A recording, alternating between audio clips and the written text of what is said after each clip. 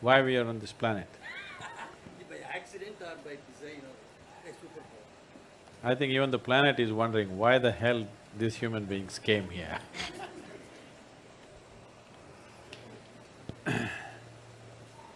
See,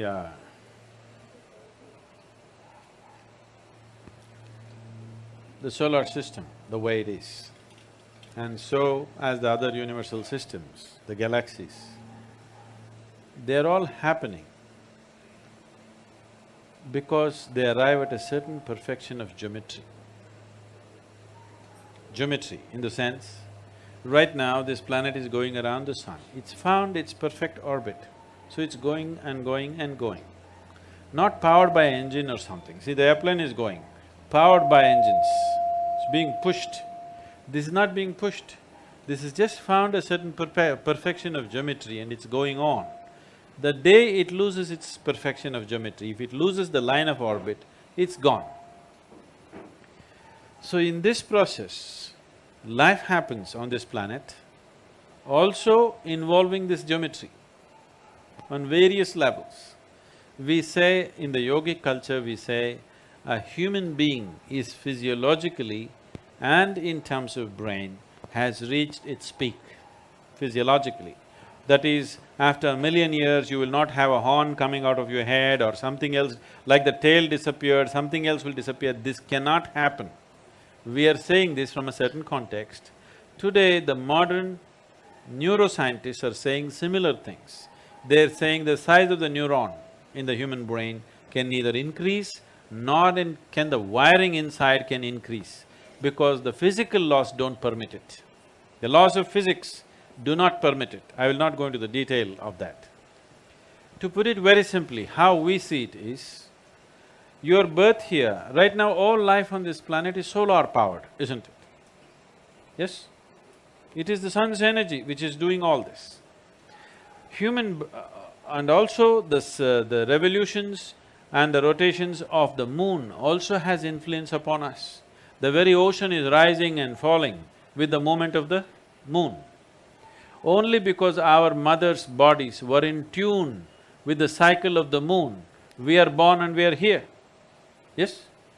If this 28-day cycle of the moon does not repeat itself in a woman's body, you and me wouldn't be born. So because it has reached that, we say physically, the physical laws have come to a certain place where life upon this planet cannot evolve further. You can make use of what you have in a much better way. Using the same technology, we had a dumb phone, then we had a smartphone, now we have an iPhone. Like this, we can go on improving it, how we use it. But the fundamental physical laws will not permit any further evolution of this creature. So did it happen by accident? No. The theory of evolution, you know Charles Darwin, who made a monkey out of you? Not me, him. If you look at the theory of evolution, which was propounded just 150 years ago, we have said this thousands of years ago, in the sense, you know the 10 avatars? At least the 9 you know, those who have come. What is the first one? Matsya Avatara. Matsya Avatara means fish or water life. All life on this planet started underwater. What is the next avatara? Kurma Avatara, amphibious like a turtle, half in the water, half on the land. The next one is Varaha Avatara, a pig or a wild boar. Among the mammals, one animal which is strongly rooted in its body is a wild boar. See, we live next to the forest, we see this. The tribal boys can kill a deer with a stick. If you hit it with a stick, it'll fall dead.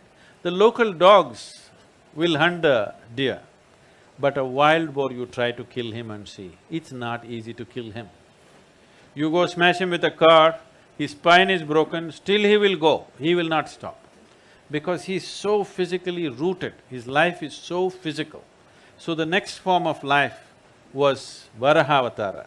This simply means the creator is finding expression in first as fish, then as a turtle, then as a wild boar, next one is Narasimha, half man, half animal, next one is Vamana, a dwarfed man, next one is a full-grown man but emotionally volatile man who is Parasurama, next one is a peaceful man which is Rama, next is a loving man which is a Krishna, next is a meditative man which is a Buddha, the next is supposed to be a mystical being yet to come.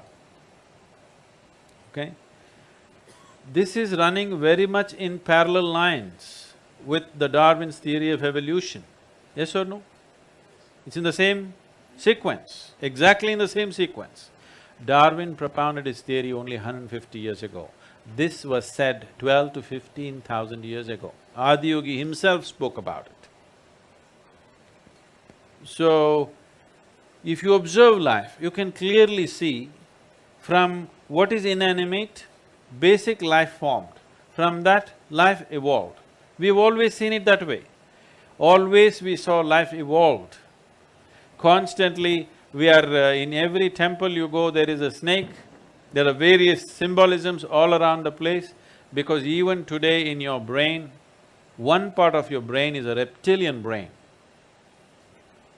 You know, the core part of your brain is still a reptilian brain and it still functions, and we have different practices in yoga as to how to transcend this reptilian brain and allow the cerebral cortex to function. And today, we have scientific evidence to show you.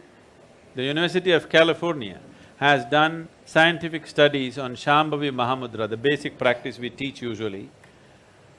And they say if you practice Shambhavi Mahamudra for 3 months, the neuronal regeneration increases by 241%, a kind of percentage that's never been recorded in the history of any kind of research, okay?